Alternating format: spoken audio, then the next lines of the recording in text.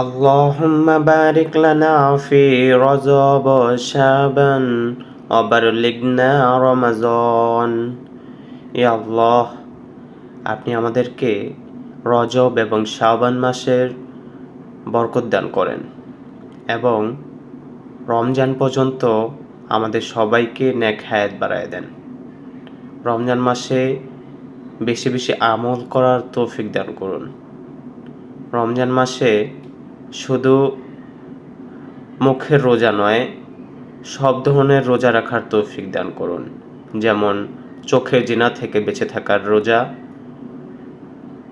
মুখ দিয়ে খারাপ অশ্লীল ভাষা বলা থেকে বিরত থাকার রোজা, কান দিয়ে অশ্লীল খারাপ বাজে আওয়াজ গান না শোনার রোজা, নিজের হাত থেকে মুমিন মুসলমান রক্ষা পাবে এই রোজা, নিজের জবান থেকে